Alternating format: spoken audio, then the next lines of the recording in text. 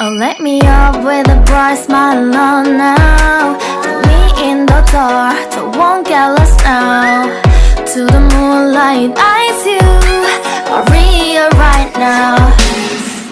You look into my eyes. Friends, मैं हूं मुकेश कुमार और हमारे यूट्यूब चैनल पर आपका स्वागत है। और देखिए, हम आप पढ़ रहे हैं कि पार्ट ऑफ स्पीच, और पार्ट ऑफ स्पीच का अपन पहला टॉपिक नाउन का टॉपिक कंप्लीट कर चुके हैं। और पार्ट्स ऑफ स्पीच में अपन दूसरा जो पार्ट पढ़ने वाले हैं, दूसरा पार्ट है आपका कौन सा, प्रोनाउन, जिसके विषय में आप देख रहे हैं कि ये दूसरा पार्ट आपका क्या है, कि दूसरा पार्ट एक प्रोनाउन है। प्रोनाउन के विषय में आज हम पढ़ेंगे। तो सबसे पहले देखिए, प्रोनाउन के विषय में हम बात करते हैं कि सबसे पहले अगर हम बात करें कि प्रोनाउन की जो डेफिनेशन है, वो डेफिनेशन क्या होती है प्रोनाउन की।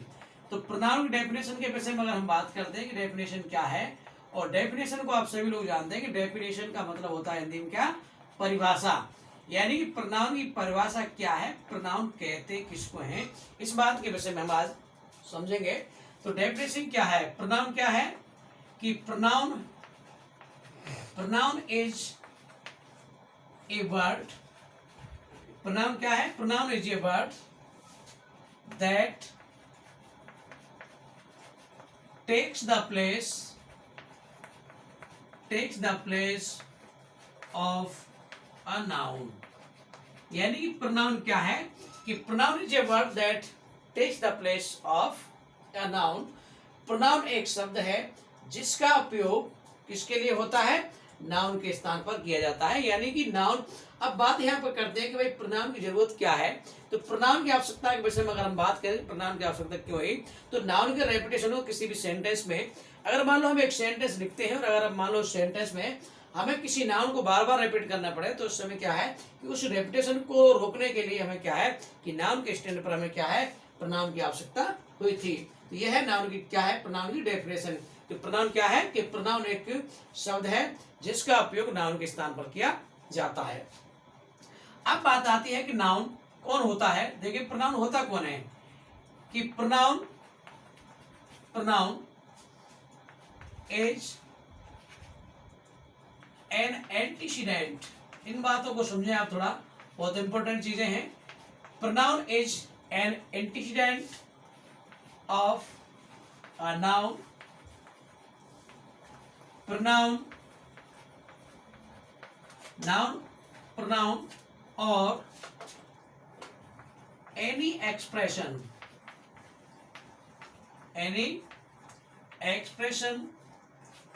for which। देखिए, इस बात को समझें कि यहाँ पर मैंने एक वर्ड जो लिखा है, प्रोनाउन इज एन एंटीसीडेंट। एक एंटीसीडेंट होता है, और एंटीसीडेंट जो वर्ड है, इस एंटीसीडेंट वर्ड का मतलब होता है कि इसका पूर्वगामी क्या होता है, पूर्वगामी। यानी कि इसके पूर्व में आने वाले शब्द कौन कौन हो सकते हैं, कि एक प्रोनाउन के रूप पूर्व में जो वर्ड यूज किए जा सकते हैं वो कौन होते हैं, कि या तो एक वो नाउन होगा, या फिर एक प्रोनाउन होगा, या कोई ना कोई वो क्या होगा कि एनी एक्सप्रेशन होगा।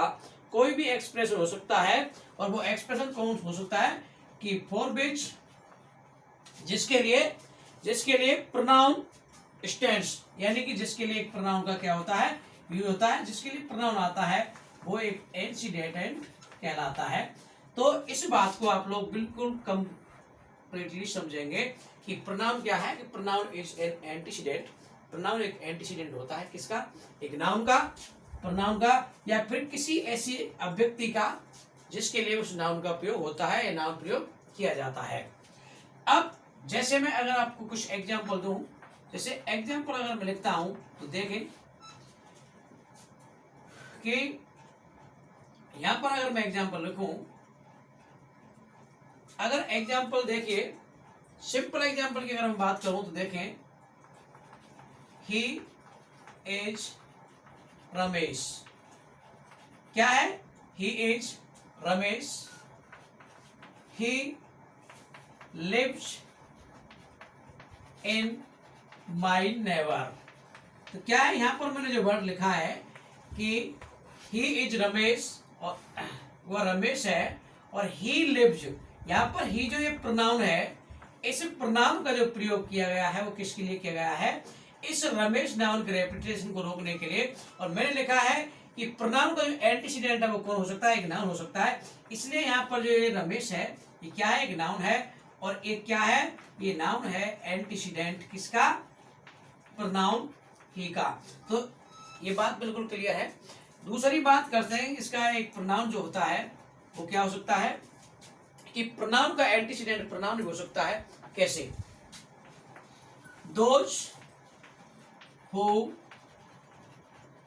Work hard, those who work hard always succeed,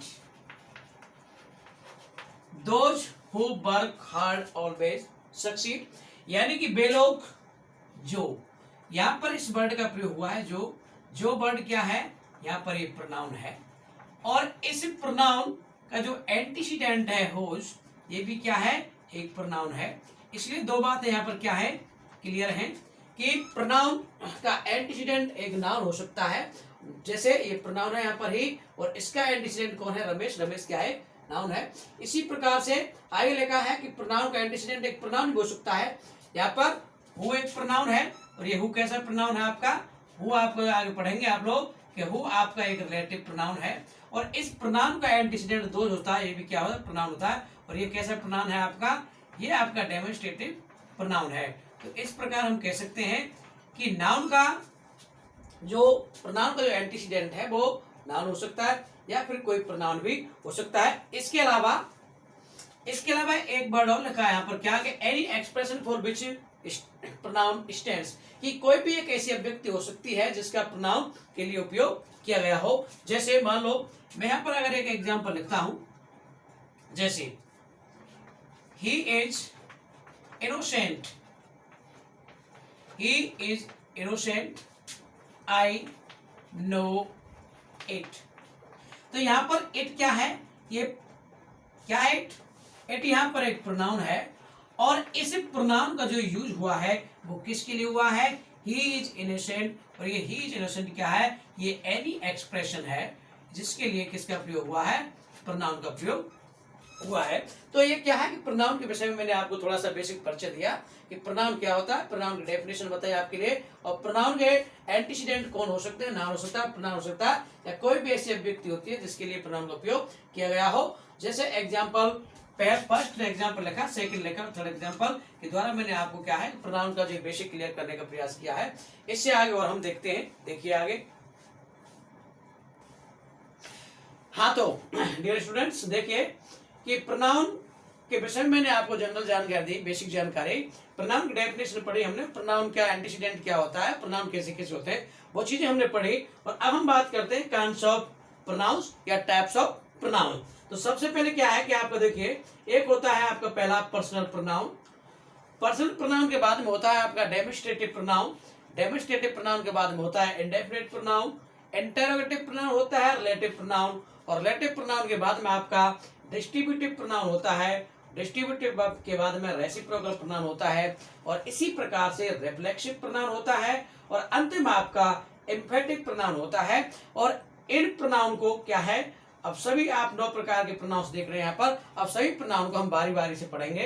तो देखिए अब हम बात करते हैं यहाँ से, सबसे पहले हम बात करने वाले हैं, पहला जो आपका प्रोनाउन है कौन सा, पर्सनल प्रोनाउन। हाँ देखो, पहला जो प्रोनाउन होता है आपका वो होता है पर्सनल प्रोनाउन। पर्सनल प्रोनाउन है, पर्सनल प्रोनाउन के विषय में पहले जानकारी होनी चाहिए आपको कि पर्सनल प्रोनाउन यानी कि पर्सनल प्रोनाउन कैसे बनता है, कि पर्सनल प्रोनाउन जो पर्सन से बना है। सबसे पहले अगर हम आपसे थोड़ी सी बात करें कि मान लो एक तो पर्सन है और एक मैन है, इन दोनों में क्या अंतर है। जैसे पर्सन का मतलब होता है व्यक्ति, और यहाँ पर मैन का मतलब होता है आदमी, इन दोनों में अंतर क्या होता है, क्या कोई अंतर होता है इनमें? यस, इनमें अंतर होता है कि पर्सन का मतलब होता है व्यक्ति, व्यक्ति का मतलब चाहे वो मैन हो या वुमेन हो, चाहे मैन हो या वुमेन हो, इसका मतलब चाहे वो मेल हो या फीमेल हो, मेल हो या फीमेल हो, यानी कोई भी मैन हो वुमेन हो, कोई बॉय हो या गर्ल हो, चाहे कोई छोटी सी बेबी बच्चा हो, कोई भी हो, उस सबको मिलाकर क्या कहते हैं हम लोग, पर्सन। लेकिन मैन का मतलब है क्या, केवल मेल, ये अंतर होता है।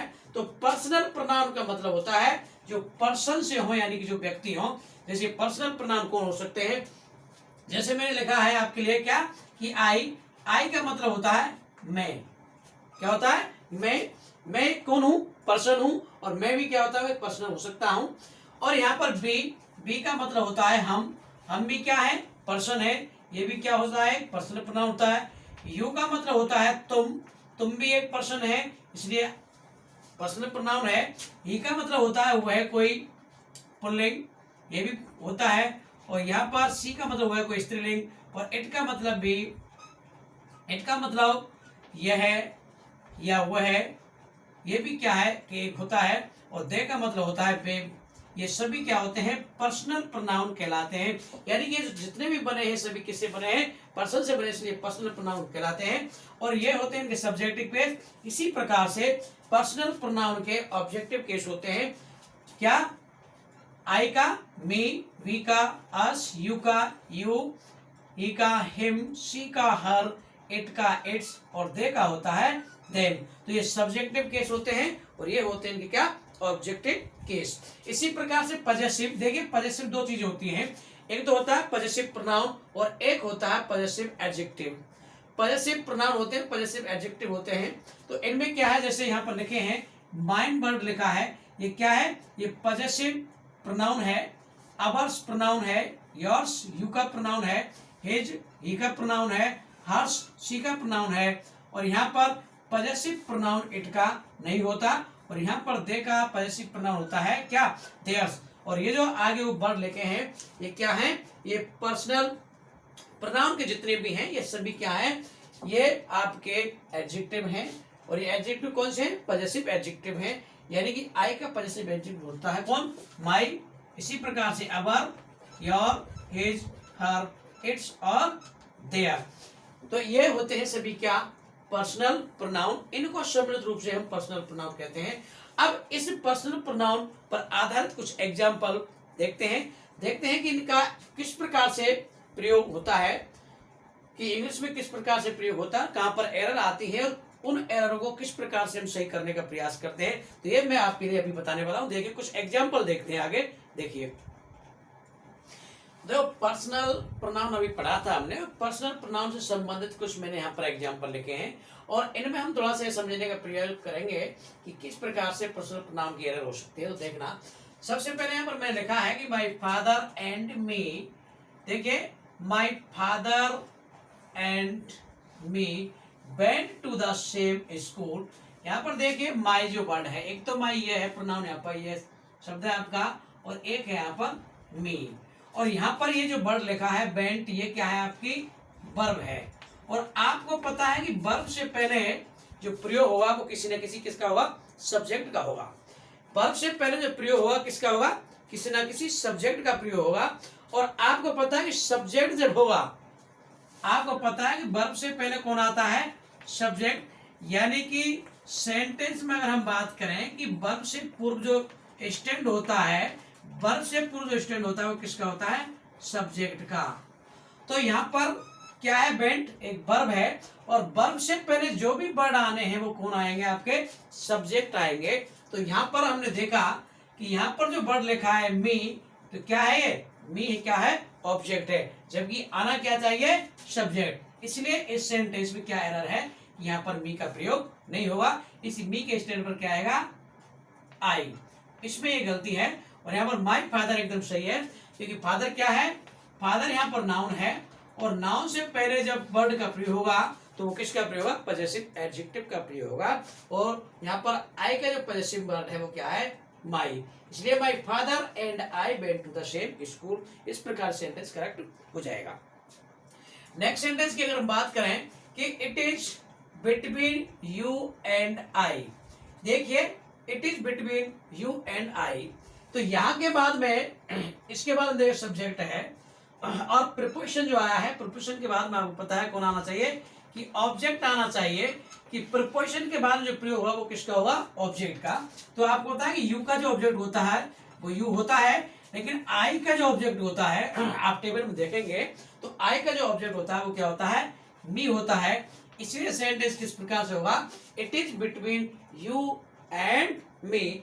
यह मेरे और तुम्हारे मध्य में है, ये मेरे तुम्हारे बीच की बात है। दूसरी बात करते हैं यहाँ पर सेंटेंस आपका पहला हुआ, पहले में वो एरर आ गया आपसे, दूसरे की एरर आपने ये देखी, और तीसरा जो सेंटेंस है she knows they very well. देखिए सेंटेंस एकदम करेक्ट है, लेकिन क्या है सेंटेंस के अंदर कोई ना कोई प्रोनाउन की एरर है कि यहाँ पर देखो सब्जेक्ट से बाद कौन आएगा, वर्ब आएगी, और वर्ब के बाद जो आएगा वो क्या आएगा, ऑब्जेक्ट आएगा। और आप यहाँ देख रहे हैं, देखिए सी क्या है, सब्जेक्ट है, करेक्ट है। यहाँ पर नोज क्या है, वर्ब है, ये भी करेक्ट है। लेकिन यहाँ पर देखना ये जो दे का प्रयोग हुआ है वो क्या है, प्रोनाउन तो है, लेकिन ये प्रोनाउन कैसा है, सब्जेक्टिव है, जबकि वर्ब के बाद कौन आना चाहिए, ऑब्जेक्टिव केस आना चाहिए। इसलिए दे के स्थान पर क्या आना चाहिए, देम, इसलिए देम आएगा। तो सी नोज देम वेरी वेल, वह उनको बहुत अच्छी तरह से जानती है। तो इस प्रकार से सेंटेंस आपको क्या हो जाएगा, करेक्ट हो जाएगा। The letter was written by her, यहां पर यह सेंटेंस इस तरह से लिखा था कि the letter was written by C. तो यहां पर देखिए कि प्रोनाउन का जो प्रयोग हुआ है, देखो लेटर है, नाउन है, वाज रिटन है, ये भी ठीक है, आपको पता है कि वाज के साथ एम भी थोड़ा आते हैं, वो कंडीशन कहाँ होती है आपकी, पैसिव में। और आपको पता है कि पैसिव में जब बाई के साथ में जब एजेंट का प्रयोग होता है, पैसिव एजेंट लगा हुआ है, तो बाई के बाद में हमने पैसिव वॉइस में इस चीज को जानते हैं हम लोग कि बाई के बाद जो भी आता है वो क्या आता है कि सब्जेक्ट का जो केस आएगा वो कौन सा आएगा, वो ऑब्जेक्टिव केस का प्रयोग होगा, यानी कि ऑब्जेक्टिव केस आएगा। इसलिए इस सेंटेंस में सी के स्थान पर किसका प्रयोग होगा, हर का प्रयोग होगा। The letter was written by her, ये पत्र को उसके द्वारा लिखा गया था। यहाँ पर इट वाज देयर्स रेस्पॉन्सिबिलिटी, देखिए इट वाज, इसमें कोई दिक्कत नहीं, सब्जेक्ट का प्रयोग हुआ है, नो प्रॉब्लम, सही है। इसके बाद बस का प्रयोग हो गया, कोई दिक्कत नहीं, लिंकिंग वर्ब हुआ है। लेकिन यहाँ पर रेस्पॉन्सिबिलिटी क्या है, एक नाउन है, और नाउन के बाद में जो प्रयोग होना चाहिए वो किसका होना चाहिए, एडजेक्टिव का प्रयोग होना चाहिए। लेकिन देयर्स क्या है, यहाँ पर एडजेक्टिव नहीं है, क्या है, प्रोनाउन है।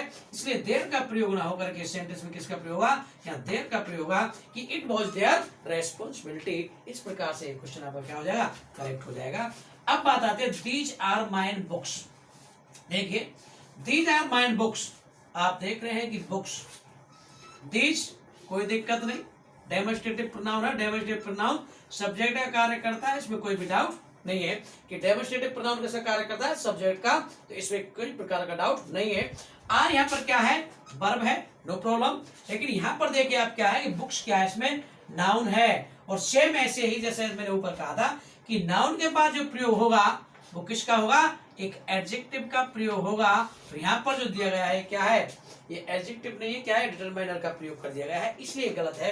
यहाँ पर जो प्रयोग होगा वो किसका होगा, दीज आर, माइन के स्थान पर होगा क्या, my books, these are my books. तो इस प्रकार से मैंने आपके लिए क्या पर्सनल प्रोनाउन बताया, और पर्सनल प्रोनाउन के बाद में आपने देखा कि मैंने बहुत सारे कई एग्जाम्पल के माध्यम से पर्सनल प्रोनाउन नामक टॉपिक को आपको क्लियर करने का प्रयास किया है। और उम्मीद करता हूं कि आपको एक क्लास पसंद आई होगी, और क्लास देखने के लिए आपका तहे दिल से धन्यवाद। और अगर आपको क्लास अच्छी लगी हो तो क्लास को आप लोग लाइक करें, शेयर करें, और चैनल को आप सब्सक्राइब करें। Okay, thanks, bye.